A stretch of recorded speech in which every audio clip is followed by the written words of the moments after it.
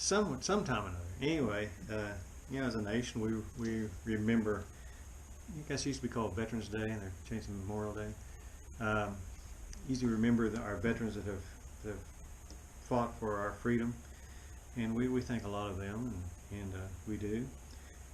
God's blessed all of us to be a part of the United States. We didn't ask to be here. We were born. We were just born as citizens, and you know, we may have our flaws, but I don't think I'd want to live anywhere else. I mean, as far as a nation,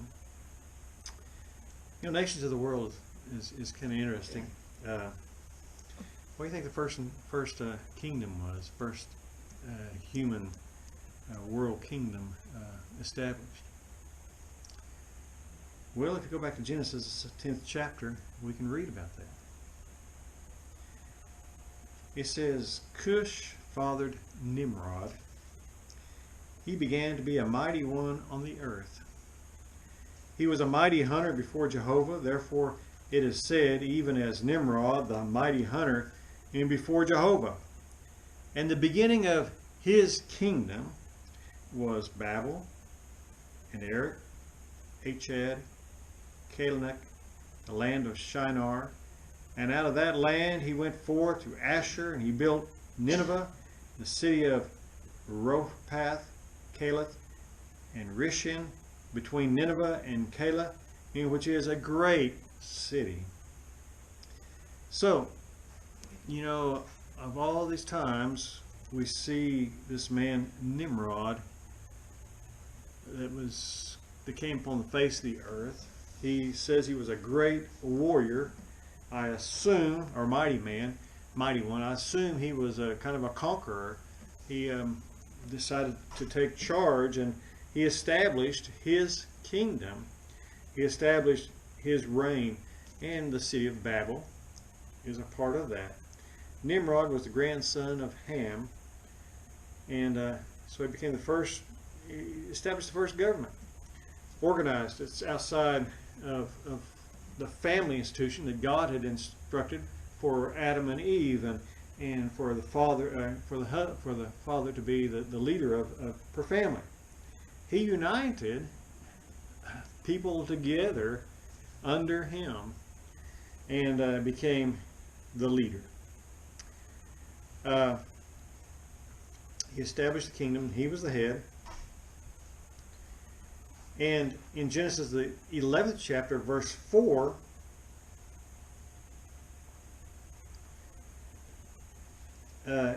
he says, let us build us a city and a tower whose top may reach into heaven. Let us make us a name, lest we be scattered abroad upon the face of the earth. Nimrod wanted to establish this kingdom to last. He said, let's build this huge tower that will unite us. This tower reaching up into heaven. This was an emphasis for him, a shrine for what he has established. And Nimrod, being a mighty one, had people under his influence, and could take control of what he wanted to take control of. And it became a spirit of the moment that the people united together to build this tower. Was Nimrod established by God? Nimrod, I think, rejected God's rule over the family. I think Nimrod rejected what God had established through Adam and Eve and Enoch. He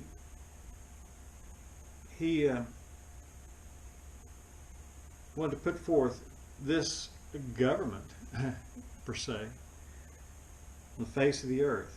Now Josephus, and the Roman writer, historian that goes back to looks through all of the history of the Jews of Israel, and looks back to everything, where he comes up with this. In his book, Josephus writes about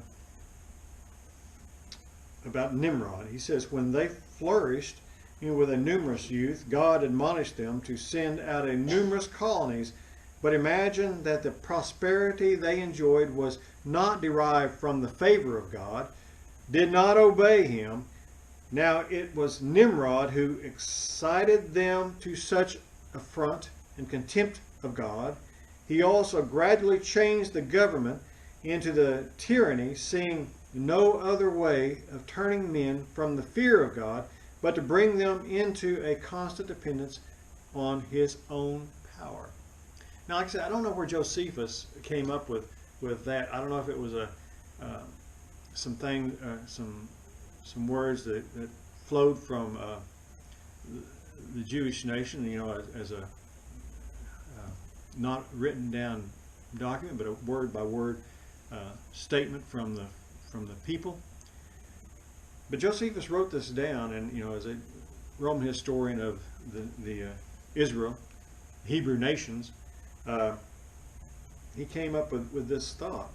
And if that's true, if that's what the people had spoken, telling down from generation to generation of Nimrod, Nimrod was a tyrant. Nimrod wanted to take control, and he did not want people to acknowledge God, but that the fear of God should not be there. He was taking control, and that, in essence, is why I think God said, we can't. This is not to be. And the Tower of Babel he confused the languages. What Nimrod was trying to join together and build, and maybe a shrine to himself, I don't know, in this tower reaching up to heaven. But God said no. He scattered the people. He scattered this union, this one nation, or this one kingdom that was under Nimrod.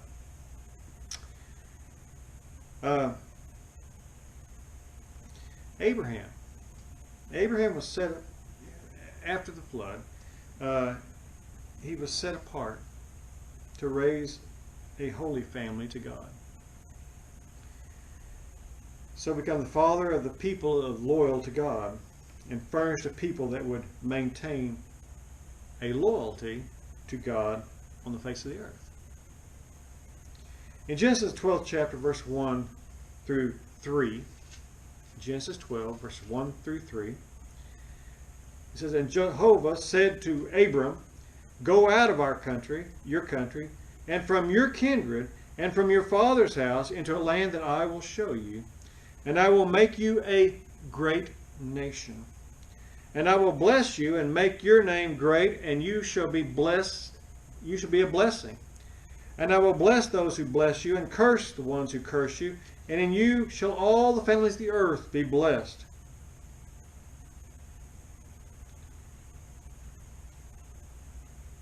There is a statement there that God chose Abraham, or Abram at the time, to be a nation that he would flow through. His family, his descendants. And through that nation, the whole world is going to be blessed through it. So God established with Abram to be, a nation or a kingdom that was to honor him and reflect his views. Where he went, in those nations, he wanted them to be kept separate.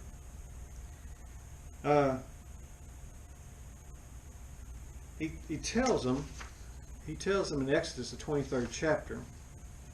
This is farther on down of the descendants of Abraham, of course, as Moses was leaving the children of Israel out of Egypt, and as they were going to the promised land, it says that I will deliver the inhabitants of the land into your hands, that thou shalt drive them out before thee. Thou shalt make no covenant with them, nor with their gods. They shall not dwell in thy land, lest there make thee sin against me, for if thou shalt serve their gods, I will surely be a snare unto thee. Exodus 23, verse 31 through 33. The statement for Abram and Moses and the children of Israel was, hey, be careful. Don't be flooding yourselves with all these others that have different gods. They're serving other kings. Don't let that consume or be a part of you. Separate yourself. I want this nation to be pure because I am leading this nation.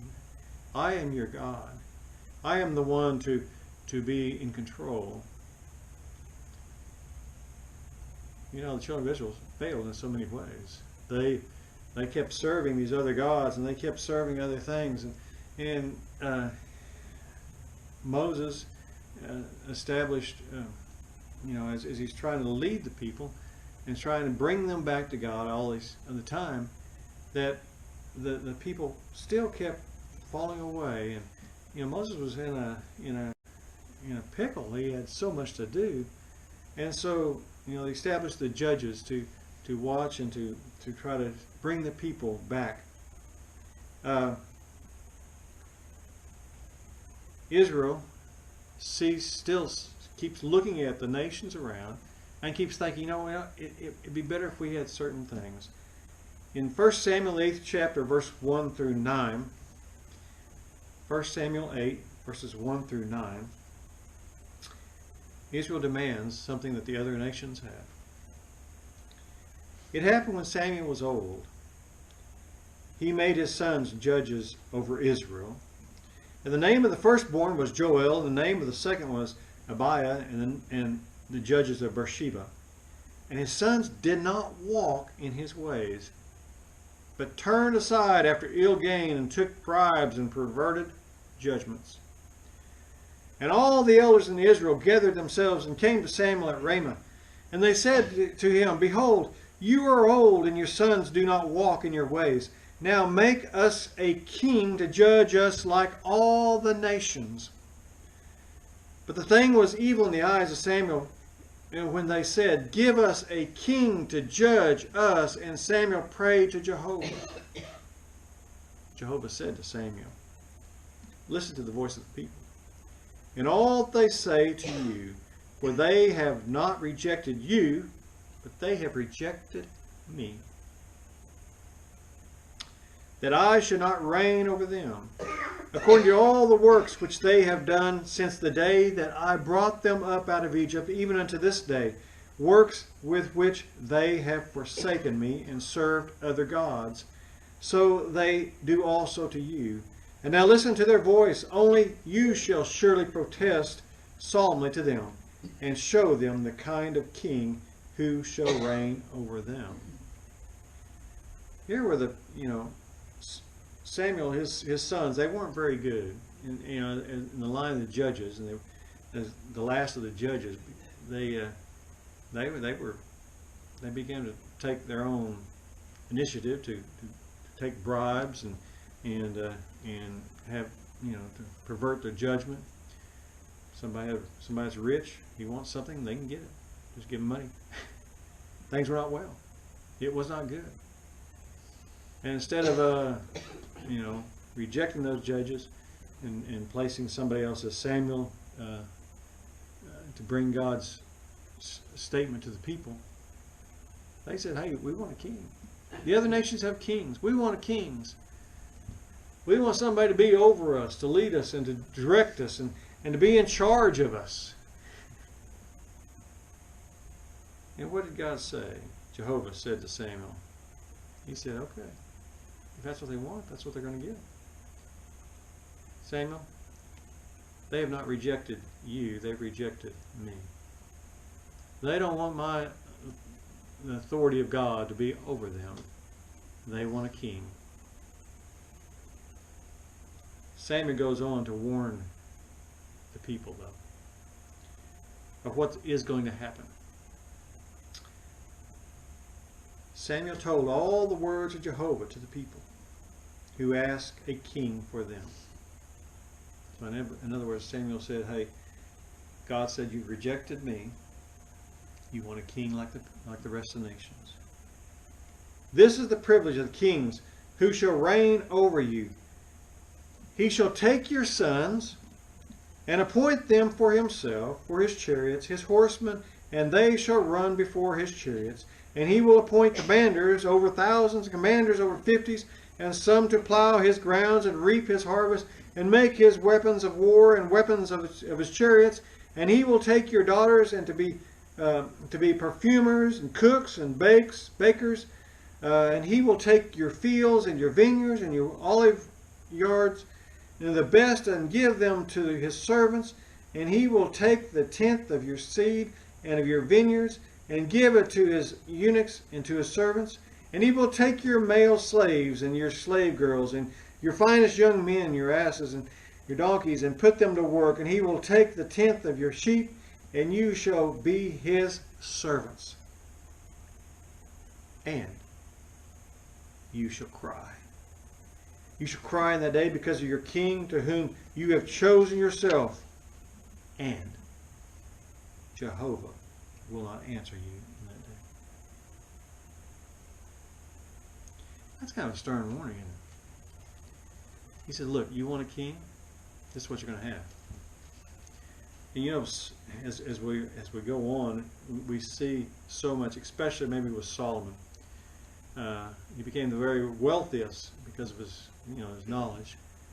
And in the beginning, he looked to God for guidance. Solomon eventually rejected that because he allowed all the others to influence him. Maybe basically his wives, as he had 700 wives. And because of that, he rejected God and God's sovereignty. First king was Saul. Saul was not good. He did not honor God and what God told him to do, and rejected what God had commanded for him to do. And it goes on and on. The kings become more horrid as they go along. After Solomon, the kingdom split, and we have more bad kings we read about throughout the Bible than we have good kings. More corrupt kings, more kings that brought the children of Israel unto idolatry.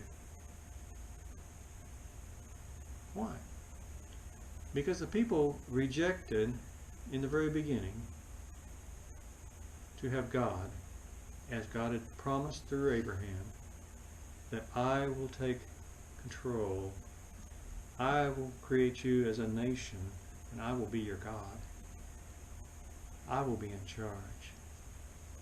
I will be your leader. In Matthew the 8th chapter, verse 5, there is a centurion that comes to Christ.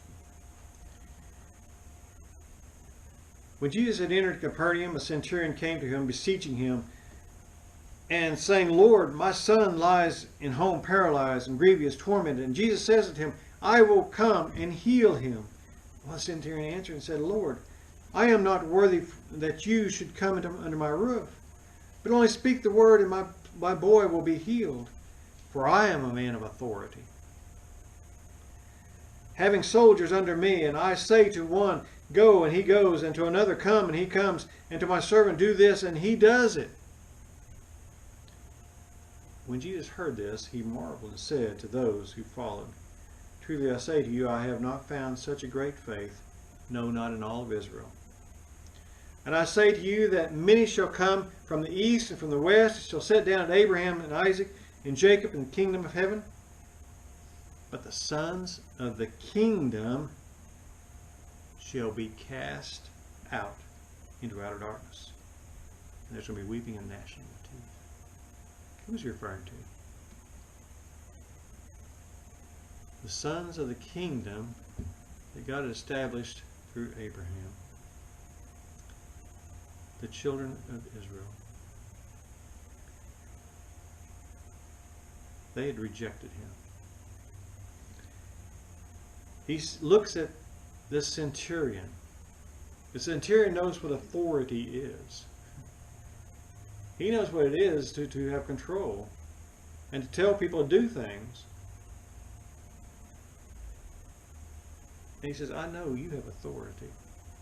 He's looked at Jesus. I know you have total authority. You have authority over life and death. You have authority over healing. You have authority. I know that you are not, one of us human beings that stand here and try to brag about what we do and try to push our way. You have authority from God. Jesus said, I have not seen such faith in all of Israel.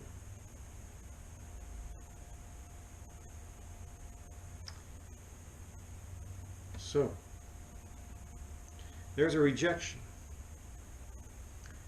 A rejection of the sons of that kingdom that Jesus is talking about. Well, in Matthew the 16th chapter, verse 16, a passage we all know, Simon Peter answered and said, You are the Christ, the Son of the living God. The statement when Jesus asked, Who do men say that I am? Oh, prophet, Elijah. But who do you say I am? Simon, he speaks up. And I like Simon's brashness sometimes. Sometimes he puts his foot in his mouth, but here he doesn't. You are the Christ, the Son of the living God. There's where authority comes from. Jesus said to him, You are blessed, Simon, the son of Jonah, for flesh and blood did not reveal this, but my Father in heaven. Authority has been revealed to you from God on high of who I am. I also say to you that you are Peter. On this rock, on this fact, on this statement that Jesus Christ is the Son of the living God, I will build my church. And the gates of hell shall not prevail against it. I will establish something. And I am the foundation. Christ is the foundation, the authority of this church. And I will give you the keys of this kingdom of heaven. And whatsoever you bind on earth shall be bound, shall occur, and having been bound in heaven. And whatsoever you loose on earth shall occur, having been loosened in heaven. The key, the truth. I am the way, the truth, and the life. No man comes to the Father but by me, Jesus says. A kingdom he's talking about. A church. Something that's based upon Jesus Christ as the foundation. Coming from God. What did Jesus tell Pontius Pilate? There at the trial. Pilate entered into the praetorium again and called Jesus and said to him, Are you the king of the Jews?